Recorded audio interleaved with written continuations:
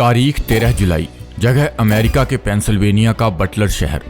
पूर्व राष्ट्रपति Donald Trump एक चुनावी रैली को संबोधित कर रहे थे। उन्हें बोलते हुए 15 मिनट ही हुए थे कि वहां ताबड़तोड़ फायरिंग हो गई। एक गोली उनके कान को छूकर गुजरी और राष्ट्रपति का चेहरा खून से सन गया। इस घटना ने पूरी दुनिया को अमेरिका में हुई राजनीतिक हत्याओं की याद दिला दी। ट्रंप अमेरिका के पहले राष्ट्रपति या पूर्व राष्ट्रपति नहीं है जिनकी हत्या की कोशिश की गई है। अमेरिका के राजनीतिक इतिहास में ऐसे कई नाम हैं जिनकी या तो हत्या कर दी गई या फिर मारने की कोशिश की गई। Abraham Lincoln. तारीख 14 अप्रैल 1865। जगह वाशिंगटन। अमेरिका के 16वें राष्ट्रपति अब्राहम लिंकन फोर्ड थिएटर में और अमेरिकन कजन नाटक देख रहे थे। घटना के समय बालकनी में बैठे लिंकन के सुरक्षा गार्ड जॉन पार्कर उस वक्त उनके साथ नहीं थे। वो इंटरवल में ही थिएटर से बाहर निकल गए थे। रात 10:15 बजे मौका देखकर हमलावर जॉन बाइकस बूथ ने लिंकन को सिर पर पीछे से गोली मार दी। लिंकन को अस्पताल ले जाया गया, जहां अगली सुबह यानी 15 अप्रैल को उनकी मौत हो गई।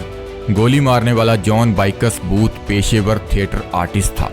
लिंकन को गोली मारने वाले जॉन बाइकस बूथ की 10 दिन बाद वर्जीनिया में अमेरिकी सैनिकों से मुठभेड़ हुई, जहां वह मारा गया। James Garfield. तारीख 2 जुलाई 1881। जगह वाशिंगटन डीसी। अमेरिका के 20वें राष्ट्रपति जेम्स गारफील्ड को पद संभाले सिर्फ 4 महीने ही हुए थे। वे वाशिंगटन डीसी के बाल्मर स्टेशन पर थे। उन्हें न्यू इंग्लैंड जाने वाली ट्रेन पकड़नी थी। दरअसल वे विलियम कॉलेज जा रहे थे, जहां उनकी पढ़ाई हुई थी, जहां वे लोगों के बीच अपने दोनों बेटों को इंट्रोड्यूस कराने वाले थे। लेकिन इससे पहले ही चार्ल्स गुइटो नाम के एक शख्स ने उन्हें गोली मार दी। गोली उनके सीने में धंस गई। डॉक्टरों ने ये गोली निकालने की कई दिनों तक कोशिश की, मगर सफल नहीं हो पाए। टेलीफोन के आविष्कारक ग्राहम बेल ने इसके लिए एक विशेष मशीन बनाई ताकि वे सीने में धंसी गोली निकाल सके, मगर वे भी कामयाब नहीं हो पाए। 2.5 महीने के बाद 19 सितंबर को उनकी मौत हो गई। 39 साल के गोइटो को गारफील्ड की हत्या का दोषी ठहराया गया। उसने राष्ट्रपति की हत्या के लिए कई महीनों तक प्लानिंग की और मौका देखकर उसने अपना काम कर दिया। राष्ट्रपति गारफील्ड की मौत के दिन ही गोइटो ने नए राष्ट्रपति चेस्टर आर्थर को चिट्ठी लिखी। उसने लिखा, मैंने ईश्वर के आदेश पर यह काम किया। मैं जानता हूं आप मेरे काम की तारीफ करते होंगे। आप इसे हत्या के रूप में ना देखें, ये एक भगवान का काम था। वे अपनी मौत के जिम्मेदार खुद हैं। गोलीबारी के 1 साल बाद उन्हें फांसी पर लटका दिया गया। William McKinley. तारीख 6 सितंबर 1901।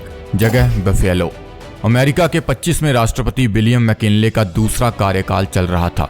उनसे पहले 2 अमेरिकी राष्ट्रपतियों की मौत हो गई थी, मगर वे अपने आसपास कड़ी सुरक्षा नहीं चाहते थे। दरअसल मैकिनले को लोगों से मिलना जुलना अच्छा लगता था। राष्ट्रपति को बफेलो में एक इवेंट में जाना था। उनके सचिव को डर था कि उनकी हत्या हो सकती है, इसलिए उन्होंने इस इवेंट को 2 बार कैंसिल करा दिया, मगर दोनों बार राष्ट्रपति मैकिनले ने वे बहाल करवा दिया। मैकिनले इवेंट में शामिल हुए, उन्होंने भाषण भी दिया। इसके बाद वे लोगों से हाथ मिलाने लगे। तभी लियोन एफ जोलगोज नाम के एक शख्स ने उनके करीब से 2 गोलियां दाग दी। एक गोली उनके शरीर को छूकर निकल गई, दूसरी गोली उनके पेट में लगी। उन्हें फौरन अस्पताल ले जाया गया। डॉक्टर वो गोली नहीं निकाल पाए जिससे पेट में घाव हो गया। इसकी वजह से उन्हें गैंग्रीन हो गया। 8 दिन बाद 14 सितंबर को उनकी मौत हो गई। 28 वर्षीय लियोन एफ जोलगोज ने गोलीबारी की बात स्वीकार की। वह एक सत्ता विरोधी था। जोलगोज की नौकरी 1893 के इकोनॉमिक क्राइसिस में जा चुकी थी।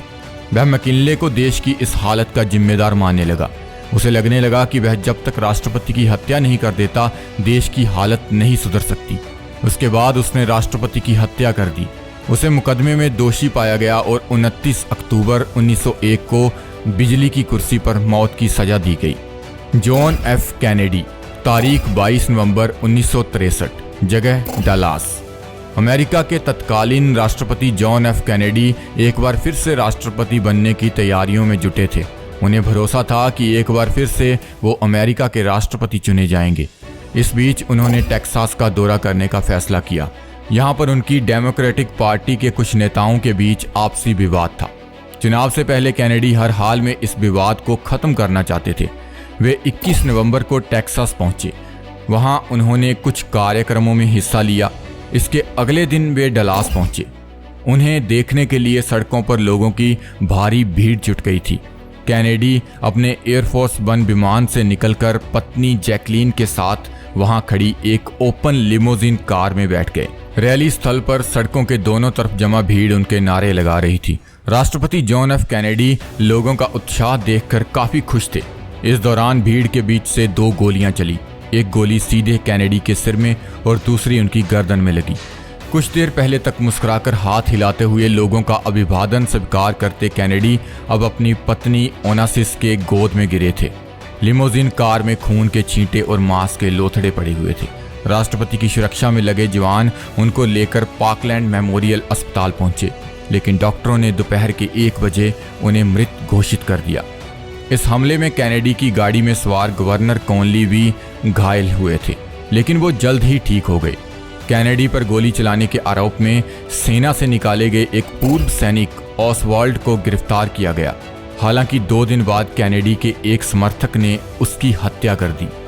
अमेरिकी राष्ट्रपति जॉन एफ कैनेडी की हत्या को लेकर कई तरह की थ्योरी सामने आई, लेकिन असली हत्यारे पर आज भी रहस्य बरकरार है। जब अमेरिकी एजेंसी FBI राष्ट्रपति कैनेडी के हत्यारे का पता कर रही थी, तभी उसके हाथ एक तस्वीर लगी। इस तस्वीर में सिर से पांव तक ढकी एक महिला नजर आ रही थी। जब कैनेडी की हत्या हुई और लोग भाग रहे थे, तब वह महिला आराम से वहां तस्वीरें खींच रही थी। माना जाता रहा है कि कैनेडी की हत्या उस महिला के कैमरे रूपी पिस्तौल से हुई, पर उस महिला की कभी पहचान नहीं हो पाई और ना ही उस कैमरे या पिस्तौल का कुछ पता चला। बाद में एक महिला ने दावा किया कि वही उस समय वहां थी, पर वो साबित नहीं कर पाई। इस महिला को दा बाबुश्का लेडी का नाम दिया गया। रूसी भाषा में इसका अर्थ रहस्यमयी महिला होता है। दूसरी थ्योरी, इस हत्या के वक्त अमेरिका और रूस के बीच कोल्ड वॉर चल रहा था। 1 साल पहले ही रूस ने अमेरिका के पड़ोसी देश क्यूबा में न्यूक्लियर मिसाइलें तैनात कर दी थी। दुनिया में तीसरा विश्व युद्ध बस छिड़ने ही वाला था, लेकिन कैनेडी ने समझदारी दिखाते हुए रूस के साथ एक समझौता किया और इस संकट को दूर किया। इससे अमेरिका ही नहीं, रूस में भी कैनेडी की खूब तारीफ हुई। कहा जाने लगा कि इसी से चिढ़कर रूस के एक नेता ने खुफिया एजेंसी KGB से मिलकर कैनेडी की हत्या करवा दी। हालांकि इस आरोप को लेकर कुछ भी पुख्ता तौर पर सामने नहीं आ सका। तीसरी थ्योरी, ये कहा जाने लगा कि अमेरिका के कई माफिया सरगनाओं ने मिलकर इस हत्या की साजिश रची थी। ऐसा इसलिए क्योंकि माफिया ने क्यूबा में बहुत सारा पैसा लगा रखा था। क्यूबा के साथ अमेरिका के संबंध में जो कड़वाहट हुई, उससे उनका काफ़ी नुकसान हुआ। इसलिए अमेरिका और क्यूबा के माफियाओं ने मिलकर अमेरिकी राष्ट्रपति के हत्या की सुपारी दी थी। हालांकि इस मामले में भी अमेरिकी एजेंसियों को जांच में कुछ खास हाथ नहीं लगा। रोनाल्ड रीगन, तारीख 30 मार्च सन 1981, जगह वाशिंगटन DC। अमेरिका के तत्कालीन राष्ट्रपति रोनाल्ड रीगन वाशिंगटन DC में एक समारोह में हिस्सा लेने के बाद कड़ी सुरक्षा के बीच कार में बैठने जा रहे थे। उनके चारों तरफ मीडिया और लोगों की भीड़ थी। अचानक उसी भीड़ से निकलकर एक शख्स ने रीगन पर फायरिंग शुरू कर दी। रीगन पर 5 गोलियां दागी गई, लेकिन वे हर गोली से बच गए। छठी गोली से भी वे बच ही गए थे, लेकिन वह बुलेट प्रूफ कार के शीशे से टकराकर फिर से रीगन के पास लौटी और उनके सीने में जा धंसी। रीगन जमीन पर गिर गए। उन्हें तुरंत अस्पताल ले जाया गया। डॉक्टरों ने उनके सीने से गोली समय पर निकाल ली, जिससे उसकी जान बच गई। इस घटना में रीगन के 3 सहयोगियों को भी गोली लगी थी, लेकिन वे भी रीगन की तरह बच गए। गोली चलाने वाले जॉन हिंकली को मौके पर ही पकड़ लिया गया था। उसे गिरफ्तार कर कोर्ट में पेश किया गया था। कोर्ट में हिंकली के वकील ने दलील दी कि उसका मुवक्किल मानसिक रूप से अस्वस्थ है। उसने जोडी फॉस्टर की टैक्सी ड्राइवर फिल्म 18 बार देखी थी। इस फिल्म को देखने के बाद हिंकले इसके एक किरदार से प्रभावित हो गया था, जो कि एक भ्रष्ट नेता को मार देता है। हिंकली को लगा कि यदि वह राष्ट्रपति की हत्या कर देगा तो जरूर वह जोडी फॉस्टर की नज़रों में आ जाएगा। वकील ने कोर्ट में अपनी दलीलों से यह साबित कर दिया कि हिंकली मानसिक रूप से कमज़ोर है और राष्ट्रपति पर हमला करने का दोषी सिर्फ हिंकली नहीं, वह फिल्म भी है। इसके बाद कोर्ट ने हिंकली को एक मानसिक अस्पताल भेज दिया। यहाँ पर वह 35 सालों तक रहा। उससे 2016 में रिहा कर दिया गया। उसके बाद जून 2022 में अदालत ने हिंकले को पूरी तरह से बरी कर दिया।